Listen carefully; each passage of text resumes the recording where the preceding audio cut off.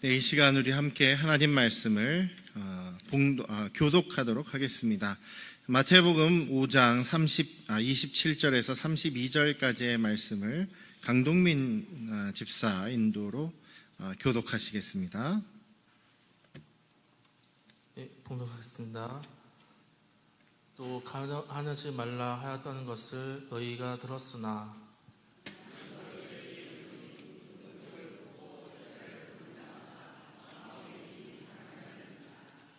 만일 내 오른눈이 너로 시축하게 하거든 빼어내어버리라.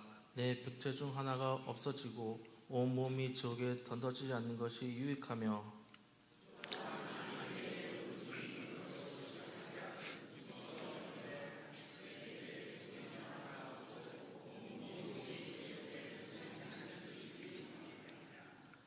또 일렀을 때 누구든지 아내를 버리려거든 이혼 증서를 줄 것이라 하였으나 너희에게 이르노니 누구든지 음행한 이유 없이 아내를 버리면 이는 그로 간음하게 하며 또 누구든지 버림받은 여자에게 장가드는 자도 간음함이니라.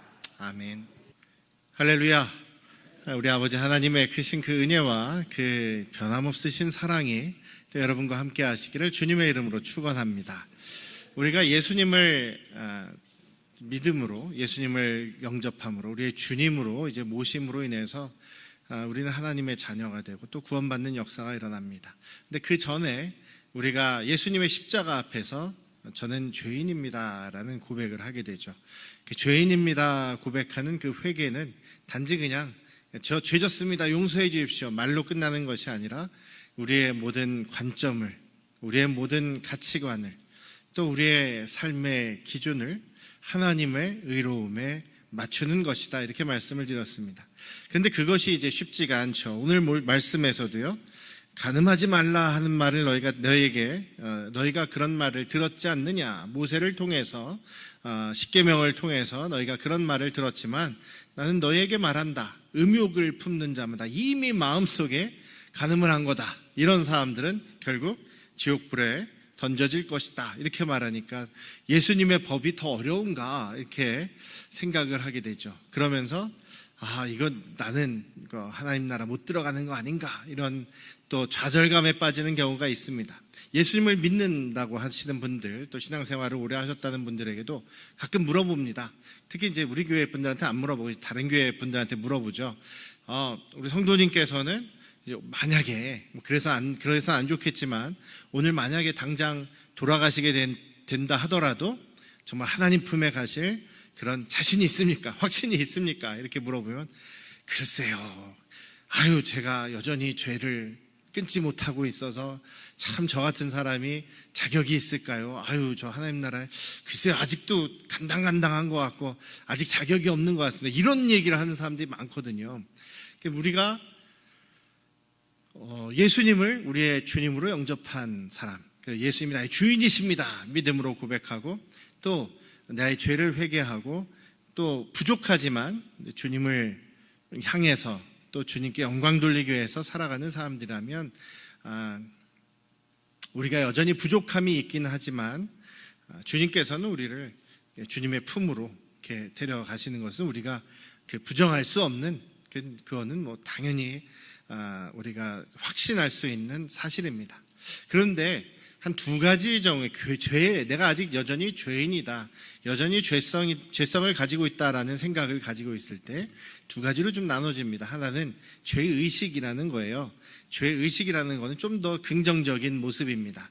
내가 더 예수님을 더 사랑해야 되는데, 내가 예수님을 더 닮아가야 되는데, 내가 더 하나님께 영광을 돌리기 위해서 내가 이런 것들을, 좀 부족한 것들을 고쳐야 되는데, 이렇게 나를 변화시키기 위해서 나의 부족한 연약함, 또 나의 죄성들을 또 주님 앞에 갖고 나가는 것이 이제 죄의식. 이건 내가 죄구나, 이거는 내가 주님을 닮아가기 위해서 더 필요한, 더 노력해야 되는 부분이구나라는 것을 깨닫는 것은 이제 죄의식을 갖는다라는 얘기고, 반대면에 죄책감이라는 것은 그 사단이 우리를 공격하는 겁니다. 네가 그리스도인이라고 하면서도 이거밖에 안 되냐, 너는 아직도 이거를 끊지 못하고 있느냐, 아직도 이 죄를 범하고 있느냐, 우리를 공격하죠. 그러면 우리 마음속에 그렇지, 내가 무슨 자격이 있어, 나는 벌레만도 못한 아유 나는 역시 죄인 중에 괴수고 여전히 나는 하나님 나라 못 들어갈 거야, 이렇게 부정적으로 절망 속으로 들어가는 그런 마음가짐이 죄의 책감이라는 거죠.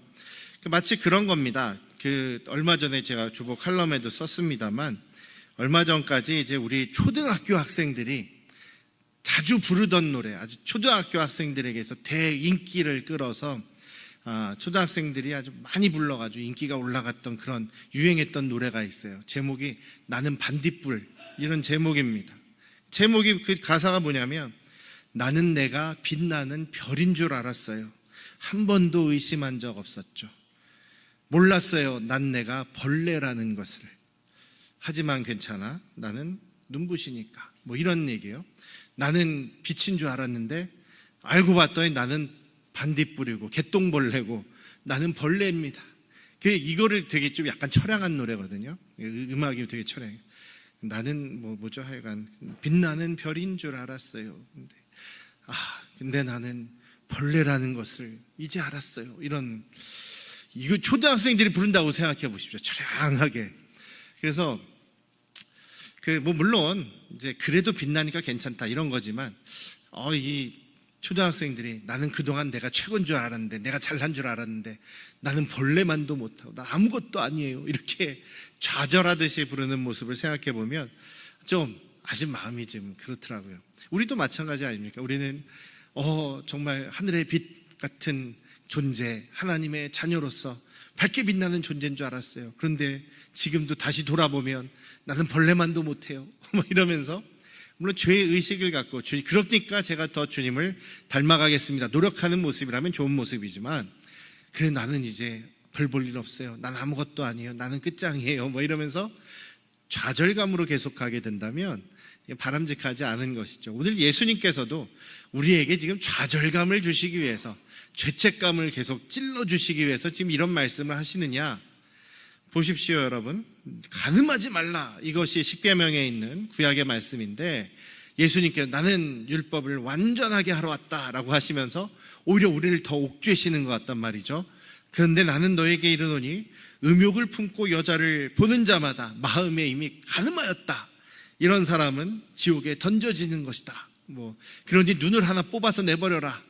백체를, 온몸을 가지고 지옥불에 떨어지는 것보다 눈 하나 없어도 천국 가는 게 낫지 않나. 그러니까 마치 우리가 음욕을 품으면, 마음으로 죄를 품으면 바로 지옥에 가는 것처럼 이렇게 생각이 되니까 점점 좌절감이 되는 거야. 그럼 누가 하나님 나라 들어갈 수 있겠느냐? 나는 아직도 부족하구나, 아직도 내가 뭔가를 해야 되는구나라고 생각하게 되는 거죠. 그런데 우리가 뭔가를 해서 구원에 이르는 것이 아니지 않습니까? 우리가 물론 예수님을 닮아가기 위해 노력은 해야 되지만, 내가 뭔가를 했기 때문에, 내가 뭔가 잘했기 때문에 하나님의 자녀가 되는 것은 아니죠. 우리는 부족하지만 하나님의 은혜로, 예수 그리스도의 희생으로 우리가 은혜로 구원받은 그런 사람들인 것이죠. 그리고 또 한번 생각해 보십시오. 눈이 하나 없어진다고 여러분들이 음욕이 없어집니까? 그렇잖아요. 눈이 하나, 그러니까 내가 여인들을 바라보면 이제 자꾸만 마음에 음욕이 생기니까 눈을 하나 빼버려. 그럼 아직 한쪽 눈 남아있지 않습니까? 한쪽 눈으로 또 보면 음욕이 또 생기지 않겠습니까? 한 몇 주일은 조금 안 생길지 모르겠지만 또 생긴단 말이죠. 손을 하나 잘라버려라. 오른손이 너를 실족해 하거든, 너를 범죄하게 하거든, 죄짓게 하거든, 너를 자꾸만 실망시키거든, 찍어버려라. 찍어서 버린다고 그 죄가 없어집니까? 여러분들은 완벽한 법 없이도 살아가는 그런 사람이 됩니까? 아니죠. 왼손은 또 남아있으니까 왼손으로 죄 질 수 있어요. 왼손을 또 잘라버리면 발로 죄 짓는 거죠. 마치 도박에 빠져있는, 그런 노름에 빠져있는 사람이 손 잘라도 발가락으로 하듯이, 이게 죄성을 우리가 완전히 없애버린다라는 것은 불가능하기 때문에, 오늘 말씀에서 그것을 아시는 예수님께서 오늘 단지 정말 우리가 진짜로 말 그대로, 그래서 몇십 년 전이긴 한데요, 한 20년 전쯤인 것 같아요. 정말 저쪽 분당 쪽에 자기가 음욕의 죄를 짓지 않기를 원합니다 해서 정말 거세하신 목사님이 있거든요. 거세를 진짜 잘라버렸어요, 자기 거를. 그런데 결혼하신 분이란 말이에요. 자식도 있고 아내도 있고. 그런데 자르고 났더니 이제 목소리도 변하고 막 이러는 거예요. 약간 여성적인 목소리가 나시더라고. 근데 그런다고 음욕이 사라지는 것도 아니고 죄를 안 짓는 것도 아니고 가족에게 상의도 안 하고 그냥 일방적으로 하신 거는 그 아내하고의 관계는 뭐가 되고 가족과의 관계가 뭐가 되고 저는 전혀 이거는 그런 말씀이 아니라는 생각이 자꾸만 드는 거예요. 그래서 뭔가 예수님께서는 오늘 이 말씀을 좀 더 전체적인 이 산상수훈의 맥락에서 하나님 나라의 복음, 예수님께서 선포하신 그 복음의 의미를 우리가 생각해 보면 어떤 의미일까라는 것을 생각해 보면서 오늘 이 말씀을 함께 나누려고 합니다. 자, 먼저 오늘 이 말씀이 간음하지 말라라는 말을 너희가 들었다라고 얘기를 하죠. 십계명에 나와 있습니다. 십계명을 보여주시면 출애굽기 20장 14절부터 출애굽기 20장 14절에 이제 7번째 계명이 나오죠. 그러니까 그 사람과의 관계에서의 그런 계명을 5계명부터 주셨는데 내 부모를 공경하라. 그 다음에 살인하지 말라. 살인하지 말라에 대한 거는 지난주에 나눴죠. 살인하지 말라. 그 다음에 14절에 간음하지 말라. 7계명에 있습니다. 간음하지 말라. 그리고 도둑질하지 말라. 8계명이죠. 그 다음에 9계명은 내 이웃에 대해서 거짓 증거하지 말라. 거짓말하지 말라라는 거예요.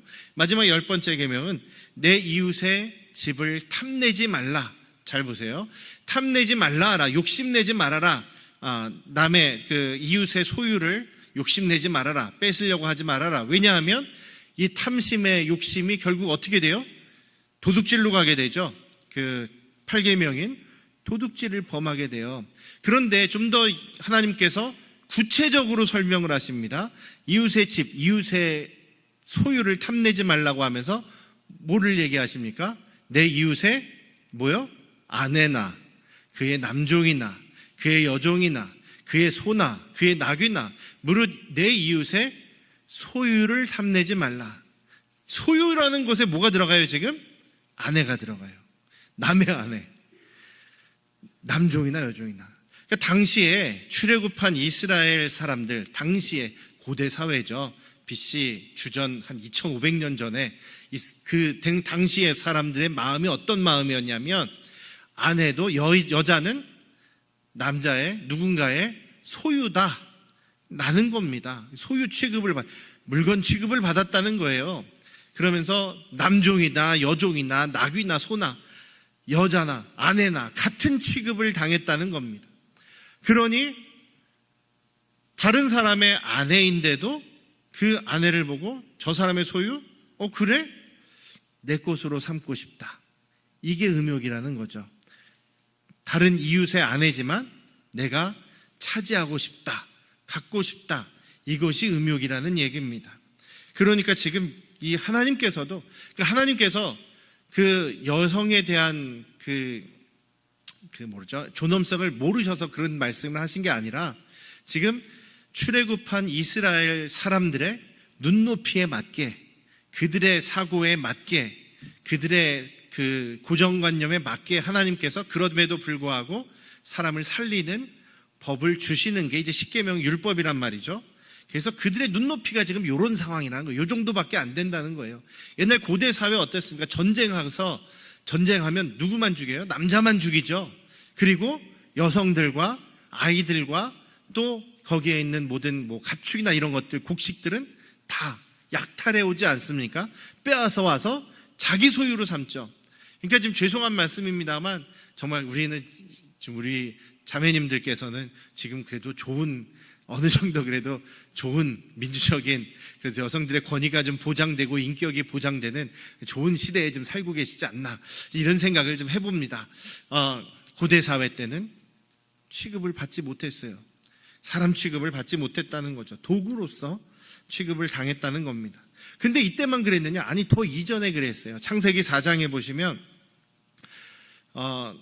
가인의 후손 중에 라멕이라는 사람이 나옵니다. 가인의 후손 중에 라멕이라는 사람이 이제 최초로 일부 다처제를 갖게 된 사람이에요. 2명 이상의 아내를 취한 사람입니다. 근데 여기서 아내들에게 말했다. 아다와 실라여 내 목소리를 들으라. 라멕의 아내들이여 내 말을 들으라. 아다라는 아내하고 실라라는 아내가 있었는데 아다라는 여인의 이름의 뜻은 장신구, 몸에 이렇게 붙이는 장신구, 옛날 우리 놀이개 이런 뜻이에요. 그 다음에 실라라는 뜻은 그림자라는 뜻이랍니다. 그러니까 당시에 여성들의 이름을 이런 식으로 붙였다는 거죠. 장신구, 그림자. 뭔가요? 사람의 인권이 존중받지 못하는 시대. 자, 내 목소리를 들어라. 나의 상처로 말미암아 누가 나를 공격했어. 그래서 내가 사람을 죽였다. 나의 상함으로 말미암아 나를 먼저 공격한 상처로 인해서 내가 소년을 죽였다. 근데 여기서 소년은요, 정말 어린 아이일 수도 있지만 그것보다는 약간 이것도 남녀 관계를 보고 하는 것 같아요.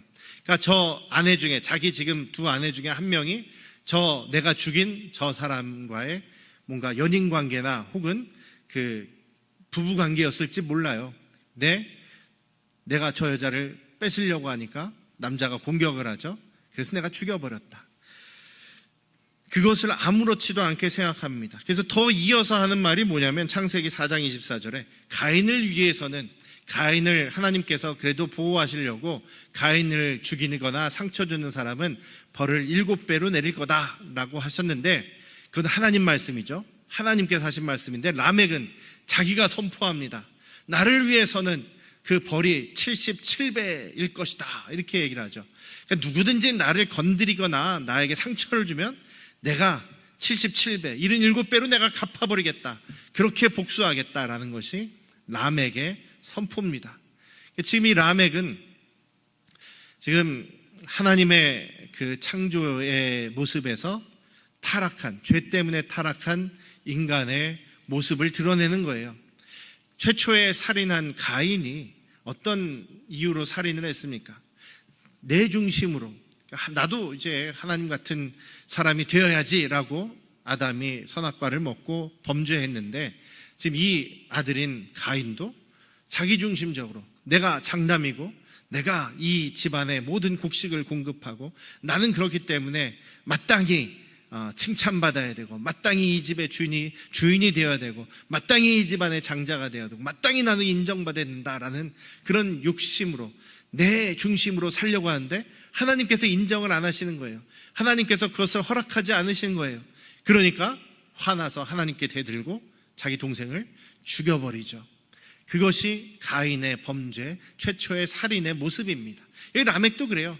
내 욕심을 채우기 위해서, 자기 중심으로 살기 위해서 나를 공격하는 사람은 그냥 77배로 갚아버리고 죽여버리고 아내를 차지하는 그런 모습이 바로 죄에서 비롯된 지금 인간성이 무너진 그런 모습.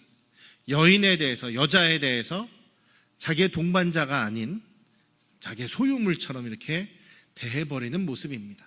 창조하실 때 어떤 모습이었습니까? 아담을 위해서 하나님께서 하와를, 여인을 만드셨습니다. 아담이 하와를 보고 뭐라 그랬습니까? 내 살 중에 살이요, 내 뼈 중에 뼈로다. 아주 쉬운 건데 따라해 보세요. 내 살 중에 살이고 뼈 중에, 이게 무슨 얘기입니까? 나와 동등하고, 저 사람은 나와 한 몸이고, 저 사람은 나와 똑같고, 저 사람은 바로 나다. 그거 아니겠습니까? 거기는 저 여인은 나와 똑같은 사람이다, 나와 한 몸이다라는 존중감과 존엄성이 있다는 얘기예요. 존중의 의미가 있다는 거예요. 그런데 죄를 지으면서 그게 무너져 버렸어요. 위계관계가 생겨버리고 여인을 무시하는 그런 모습이 생겨버리고, 남자들이, 힘 있는 남자들이, 권력 있는 남자들이 아예 여자를 도구처럼 자기의 그런 욕구를 푸는 대상으로만 취하는 그런 모습들이 있었다는 거죠. 죄의 결과입니다. 창조의 모습이 어그러진, 죄로 인해 어그러진 모습이에요. 이게 예수님 때까지도 그런 모습들이 있었다는 얘기죠. 로마 시대에 일부 다처제가 비일비재했습니다. 아내를 두고도 바람 피는 것을 바람 피는 것이라고 생각도 하지 않았던 시대입니다. 로마 시대에 무슨 드라마나 그런 거 보시면, 스파르타쿠스 같은 그런 미국 드라마 이런 거 보시면 너무 지저분해요. 너무 문란해요. 음란해요. 그냥 그런 성적인 그런 타락이 있어도 전혀 그것을 부끄러워하지 않고 죄라고 여기지 않습니다. 그냥 자기가 마음에 드는 여자가 있으면 저 사람이 누구의 아내든지 누구와 약혼을 했든지 전혀 그런 거 상관없어요. 그 남자를 죽이고서라도 취합니다. 이게 무슨 모습이에요? 이것이 헤롯 안티파스, 헤롯 안디바의 모습 아니겠습니까? 자기 동생 헤롯 빌립의 아내 헤로디아를 자기가 취한 거잖아요. 빼앗아서 취했습니다. 또 그런 모습들이 저 로마 귀족이나 왕족이나 이런 모습에만 있는 것이 아니라 아래 일반 서민들에게도 나타나요. 그래서 여기서 뭐라고요? 내가 마음에 안 들면 여인에게 이혼 증서를 써서 버려라. 버려도 뭐 용납하신다. 이런 것이 아마 율법인 것처럼 그렇게 드러나 있었던 거죠. 그래서 사람들이, 남자들이 내 부인이 마음에 안 들어요. 그러면 그냥 이혼 증서 써서 쫓아버리는 거예요. 그런 일들이 벌어집니다.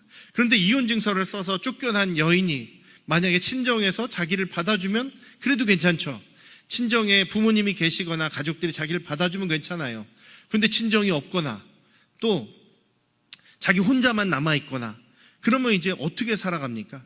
예수님 당시에만 해도 여성이 혼자 혈혈단신으로 살아간다는 것은 너무나 어렵고 불가능해 보이는 일이다라고 자주 말씀드리죠. 그러면 할 수 있는 일이 거의 없어요. 그럼 어떻게 돼요? 많은 여인들이 그냥 창녀가 되는 거예요. 창기가 되어버립니다. 그냥 그렇게 몸을 팔아서라도 생계를 유지하는 그런 비참한 데에 빠지게 만드는 것이 죄송합니다. 남자들이 이렇게 했다라는 거죠. 당시엔 남자가 힘이 있었으니까요. 그런 것을 예수님께서는 원하시지 않으시고 좋게 여기시지 않으신다라는 것입니다. 예수님께서 강조하신 것은 무엇이냐면 여기서 보면 여기 음욕을 품고 여자를 보는 자마다 마음이 이미 가늠한 것이다. 그러니까 음욕이 어떤 것이냐면 저 여자를 내 것으로 만들어야겠다. 내 소유로 만들어야겠다. 저 여인이 남의 아내든 아니든 상관없다. 이런 마음이 바로 음욕이라는 것입니다. 그러니까 주님께서 원래 하나님께서 만드신 창조하신 그 에덴 그리고 하나님 나라는 남성과 여성이 동등하게 존중받고 또 내 뼈 중에 뼈, 살 중에 살입니다 라고 서로 사랑하는 관계, 동등한 관계, 그래서 1인 1부 1처의 관계가 유지되는 그런 모습을 원하시는 거죠. 예수님께서는 그것을 회복되기를 원하십니다. 창조의 모습과 창조의 원리가 회복되기를 원하시기 때문에 오늘 이 말씀을 하는 거예요. 이 지금 예수님 계신 이 상황에서도 이런 일들이 너무 비일비재하게 일어나고 있기 때문에 예수님께서는 이것을 바로잡기를 원하시는 겁니다. 어떻게 보면 우리나라도 얼마 전까지만 해도 우리 이혼율이 그렇게 높지는 않았어요. 여기에는 지금 아내를 음행한 이유 없이 아내를 버리지 말아라 라고 얘기하는데 여기에 한 가지 더 추가돼야 되는 것은 폭력이죠. 폭력은 살인이고 폭력은 관계가 끊어지고 깨지는 겁니다. 근데 예수님 당시에는 남편이 아내를 폭력으로 막 때리고 이런 일은 거의 없었던 것 같아요. 그럴 필요가 없습니다. 마음에 안 들면 이혼증서 써서 쫓아내면 되기 때문에 폭력은 거의 없었어요. 우리 시대에는, 우리 조금 전 시대에는 비일비재했죠. 아내에 대한 폭력, 또 뭐 바람 피고 간음하고 이런 것은 또 많았죠. 왜 그렇습니까? 여자를 존중하지 않기 때문에 저 사람도 나와 동등한 나의 몸이요, 나의 살이요, 나의 뼈라는 그런 마음이 없기 때문에 한마디로 하나님 나라에 그 마음이 없기 때문에 그렇다라는 이야기입니다. 우리가 회복되어야 되는 것, 예수님께서 여기서 말씀하시는 것은 누구든지 특히 여인에 대해서 저 여인도 하나님의 형상을 닮게 만들어진 존귀한 사람이다. 그러니 대우와 존중을 받아야 마땅하다라는 것입니다. 오늘날의 이혼율이 높잖아요. 이것이 그냥 무조건 나쁘다고만 볼 수는 없는 것이 여성들도 이제는 존중받기를 원하는 그런 시대에 살고 있는 겁니다. 존중받아 마땅하다라는 그런 인식을 갖고 있는 상황에 살고 계신 겁니다. 그래서 누가 매 맞고 같이 사시겠습니까? 누가 남편이 막 이 여자 저 여자 바람 피우고 다니는데 같이 끝까지 살아주겠습니까? 또 여인이라고 해서 남자는 이제 결혼할 때까지는, 연애할 때까지는 막 진짜 자기의 간 쓸게 다 빼죽으려고 하죠. 막 이렇게 대접하고 선물도 막 하고 사랑한다고 막 이렇게 온갖 좋은 말로 구슬려서 어떻게 하면 결혼까지 이렇게 골인하는 거예요. 결혼하고 나면 그 다음부터 남자들이 확 변하는 경우가 많지 않습니까? 당신은 뭐 부인이니까 집에서 뭐 집안일을 해라. 집안일 하려고 결혼하는 사람은 없어요. 요즘에는 아내들도 자기 일을 하면서 자기의 그 꿈을 펼치는 그런 삶에 동반자로서 같이 가기 위해서 결혼을 하는 것이거든요. 그래서 여인들이 요즘에는 난 그런 대우 받을 수 없다. 남자들도 요즘에는 설거지 한번 하면서 내가 집안일을 도왔으니 나는 정말 좋은 남편이라 말할 수 없는 것이, 그건 원래 같이 하려고 하는 거죠. 내가 설거지 하려고 결혼한다라는 여자분들은 많지 않을 거예요. 그리고 부당한 대우를 받는 사람, 남자들이 결혼하고 나면 완전히 바뀌어져가지고 결혼 전의 모습, 자기 맘대로 살던 모습, 막 맨날 친구들 만나고 막 다른 여자 친구들 만나고 막 밤늦게 들어오고, 자기는 그냥 집에 꽂아 놓은 보릿자루처럼 밖에도 사회생활도 못하게 하고 친구들도 못 만나게 하고, 이런 감옥 같은 생활을 하게 되면서 자기는 결혼했으니까 이제 이 여자는 완전 내 거다, 그런 마음으로 그냥 전리품처럼 처박아 둔는 그런 삶이면 못 살죠. 더군다나 폭력을 당하고 또 음행을 보면서 못 삽니다. 참 지금 여러분 이렇게 살아주시는 분들이 참 감사한 거죠. 우리 세대, 우리 윗세대 분들 참 우리 아내들한테 감사하면서 살아야 된다라고 저는 그렇게 생각합니다. 하나님의 창조의 원리에 맞게 결혼할 때 가끔 주례를 할 일이 있으면 저는 그것을 얘기합니다. 내가 살던 방식도 아니고 내가 옳다고 하는 가치관도 아닌 하나님 말씀에 비추어서 하나님이 기뻐하시고 하나님이 창조하신 원리에 따라서 한 몸이 되어 살아가는 것이 결혼이다. 그렇게 살아야지 내가 하던 방식대로 결혼하면 이제 난 결혼했다, 이제 이 여인은 내 소유니까 이제 나 이제 안심하고 내 마음대로 돌아다닐 수 있다, 이렇게 생각하면 큰일 나는 거죠. 다시 한번 말씀드리지만 오늘 그것이 너무나 중요하기 때문에, 간음하지 말라 하는 얘기를 너희가 들었지만 그 밑에 누구든지 아내를 버리려고도 이혼증서를 써서 보내라는 이야기를 너희가 들었지만 아니다, 여자를 버리지 말아라, 존중받아야 된다, 하나님의 형상이다, 이걸 못하겠거든 눈을 뽑든지 손을 잘라버리든지 라는 얘기예요. 이거를 못하고 살아가는 사람들은 그 지옥불 얘기했죠. 지난주에도 게헨나, 흰놈의 골짜기, 계속 불이 타고 있는 쓰레기 하치장에 거기서 던져져서 살아가는 삶을 이 땅에서 살아갈 것이다, 예수님께서 말씀하시는 것입니다. 우리는 이 땅에서도 하나님 나라를 살아가야 됩니다. 하나님의 말씀 안에서 우리 모두가 행복을 누리며 또 주님의 은혜를 경험하며 또 하나님 나라의 백성으로서 살아가야 되는 것이죠. 그러기 위해서 가장 중요한 것이 서로를 바라보는 태도, 서로를 대하는 태도.